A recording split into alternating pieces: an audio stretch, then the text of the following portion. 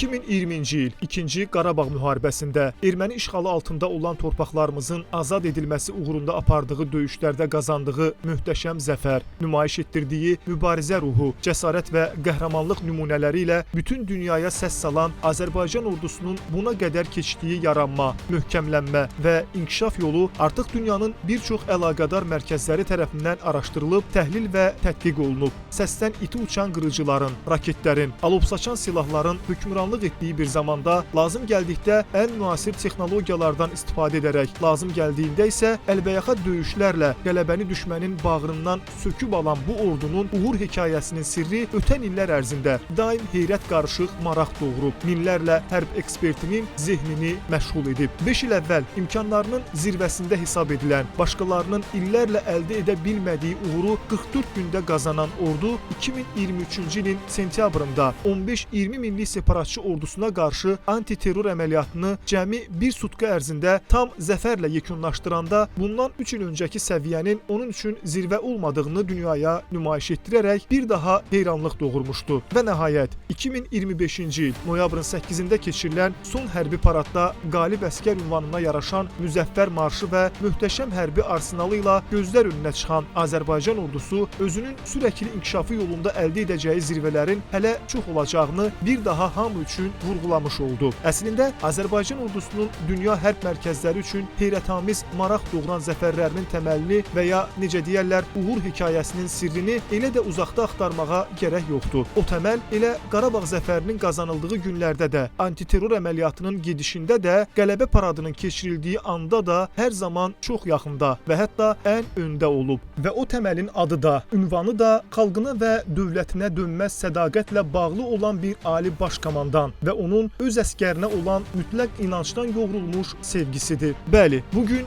dünyaya səs salan bir ordunun uğurlarından danışarkən onun yaradılmasına, möhkəmlənməsinə və inkişaf etdirilməsinə sərf edilən zəhmətdən, göstərilən maddi və mənəvi dəstəkdən, müasir silah-sursat, avadanlıq, məişət təminatı ilə bağlı məsələlərdən danışmadan keçmək mümkün deyil. Özünün 107 illik tarixi ilə ötən əsrin əvvəllərinə, demokratik cümhuriyyət illərinə dayansa da, müasir Azərbaycan ordusunun təməli müdrik siyasi xadim, ümummilli lider Heydər Əliyevin hakimiyyətinin birinci və ikinci dövrlərində atılan məqsədyönlü və uzaqgörən addımlara söykənir. Milli hərbi kadrların yetişdirilməsi üçün onun zamanında sərf etdiyi gərgin zəhmət heç şübhəsiz ki, keşməkeşli 90-cı illərin ağrılı-acılı yollarında bəzən acınacaqlı duruma düşən, parçalanan, qan itirən, lakin heç bir zaman məğlubiyyətlə barışmayan Azərbaycan ordusunun daşıdığı bugünkü müzəffər ordu ünvanının əsas məhəkdaşıdır. Ulu öndərin vəfatından sonra onun başlatdığı bütün mütərəqqi işlərlə yanaşı ordu quruculuğunu da prioritetə çevirən ölkə prezidenti İlham Əliyevin göstərdiyi gərgin və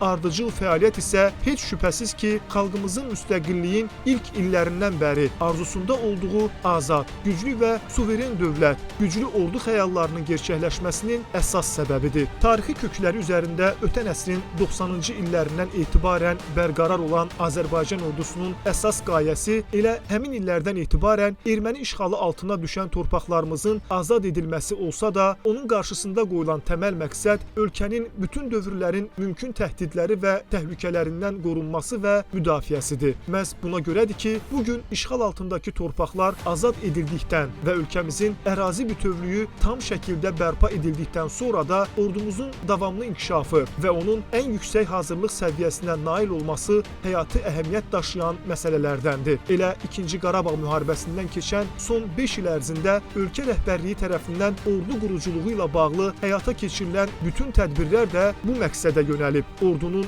döyüş hazırlığı və müdafiə qabiliyyətinin daha da yüksəldilməsi üçün dövlət tərəfindən həyata keçirilən tədbirlər müxtəlif istiqamətlidir. Bunlar arasında onun maddi-texniki təminatı üçün ayrılan vəsaitlərin ildən ilə artırılması, ordu strukturunun ən optimal və müasir şərtlərə uyğunlaşdırılması, ən son texnologiyalı silah-sursat və avadanlıqlarla təminat, döyüş hazırlığının daim yüksək səviyyədə saxlanılması üçün müntəzəm hərbi təlimlərin keçirilməsi, hərbi kadrların və ordu mənsublarının sosial təminatı və həyat şərtlərinin davamlı şəkildə yaxşılaşdırılması üçün görülən tədbirlər, beynəlxalq əməkdaşlıqların gücləndirilməsi və s. var. İctimaiyyət üçün açıq mənbələrdən məlum olduğu kimi 2020-ci ilədək də regionda ən yüksək büdcə göstəriciləri ilə seçilən ordumuzun maliyyə təminatı 44 günlük müharibədən sonrakı hər il üçün artan xəttlə davam edir. 2025-ci ilin büdcəsində ordu üçün ayrılan hərbi büdcə isə bütün ötən dövrləri geridə qoyaraq 5,1 milyard dollara çatdırılıb. Bu məbləğ ümumi dövlət büdcəsi xərclərinin təxminən 20,3%-ni təşkil edir. Hətta Ermənistanla müharibə şəraitində olduğu illərdə belə Azərbaycanın müdafiə və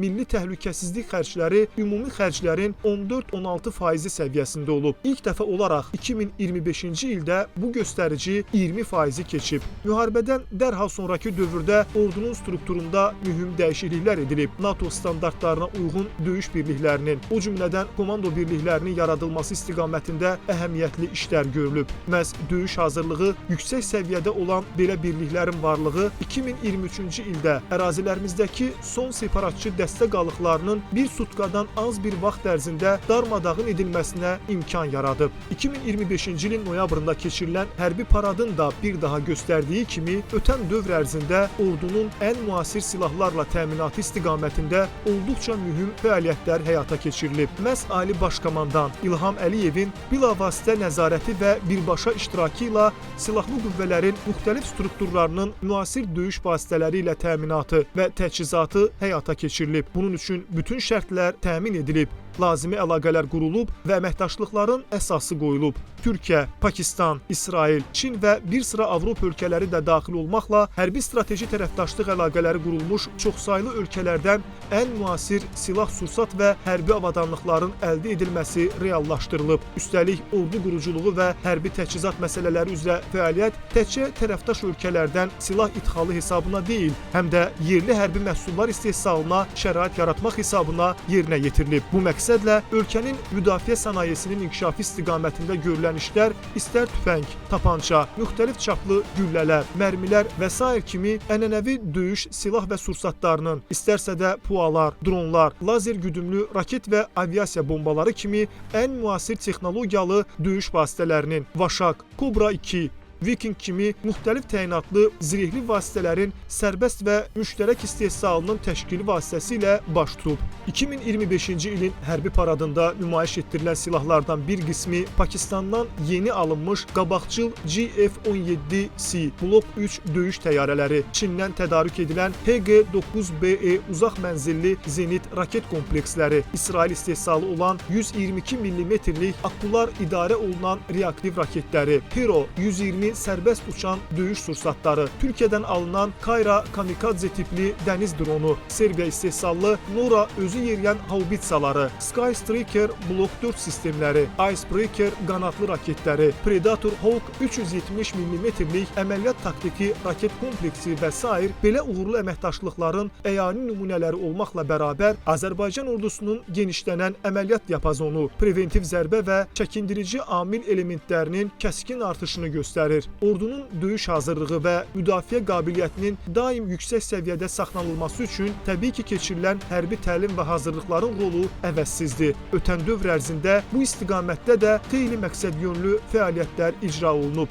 Bunlar arasında istər ölkə daxilində müvafiq illik plana əsasən və real döyüş şərtlərinə yaxınlaşdırılmış şəraitlərdə keçirilən hərbi təlimlər, istərsə də müxtəlif tərəfdaş ölkə və təşkilatlarla birlikdə icra edilən xüsusi beynəlxalq təlimlər yüksək əhəmiyyət kəsb edir. Hərbiçilərimizin Özbəkistan, Qazaxıstan, Qırğızıstan və Tacikistanla müştərək keçirilən Birlik 2025, Türkiyə və Gürcüstanla birlikdə keçirilən Qafqaz Qartalı 2025, NATO'nun son iki ölkədəki Çevik Ruh 2025 və Balqaristanda keçirilən Qətiyyətli Güc 2025, həmçinin Birləşmiş Ərəb Əmirlikləri ilə birgə təşkil edilən sarsılmaz tərəfdaşlıq, təlim və işçi görüşlərində iştirakı bunlara nümunədir. Son illər xüsusilə Türkiyə və qardaş Türk dövlətlərinin hərbiçiləri ilə birlikdə keçirilən mütəmadi təlimlər ordumuzun inkişafı və önəmli təcrübə mübadiləsi üçün xüsusi əhəmiyyət kəsb edir. Sevindirici haldır ki, belə müştərək təlim və tədbirlərin böyük bir qismində təcrübəsi öyrənilən tərəf məhz Azərbaycan ordusudur. Müxtəlif daxili təlim proqramları, zabitlərin inkişaf kursları və s. ilə şəxsi heyətin peşəkarlığının artırılması üzrə həyata keçirilən tədbirlər ordunun daha da yüksək hazırlıq səviyyəsinə doğru inkişafı inkişafını şərtləndirir. Türkiyənin Qars şəhərində keçirilən qış təlimi 2025 İranla birgə Azərbaycanın azad edilmiş ərazilərində aparılan xüsusi təyinatlı qüvvələrin Araz 2025 Özbəkistanın paytaxtı Daşkənddə Azərbaycan və Özbəkistan Müdafiə Nazirlikləri arasında ikitərəfli hərbi əməkdaşlıq planına uyğun olaraq keçirilən Məharət 2025 birgə komanda qərargah təlimi strateji obyektlərin mühafizəsi ssenarisi üzrə keçirilən Eternity 2025 Türkiyənin ev sahibliyi ilə Saros körfəzində keçirilən beynəlxalq hərbi dəniz Nüsrət 2025 dəvət təlimi Super Muşraq təlim təyyarələri ilə mütəmadi təlim uçuşları, səfərbərlik və hərbi xidmətə çağırış üzrə dövlət xidməti ilə birgə ehtiyatdan çağırılan hərbi vəzifəlilərlə təlim toplanışları silahlı qüvvələrin müasir çağırışlara cavab səviyyəsinin artırılmasına yönəlmiş tədbirlərdəndir. Bütün bunlarla yanaşı dövlət tərəfindən hərbiçilərin sosial müdafiəsinin gücləndirilməsi və məişət şəraitinin yaxşılaşdırılması istiqamətində görülən bir sıra tədbirlər də müasir ordu quruculuğunun yüksək tələbləri səviyyəsində həyata keçirilir. 2025-ci ilin məlumatlarına görə indiyədək Azərbaycan ordusunun 4167 hərbiçisi dövlət hesabına mənzillə təmin edilib. Ölkə prezidentinin Azərbaycan ordusunun hərbi qulluqçularının sosial müdafiəsinin gücləndirilməsi tədbirləri barədə 28 dekabr 2011-ci il tarixli fərmanı ilə yaradılmış komissiyanın dekabrın 12-sində keçirilən növbəti iclasında da cari ilin dövlət büdcəsindən ayrılmış vəsait hesabına daha 606 hərbiçiyə mənzil verilməsi ilə bağlı qərar qəbul edilib.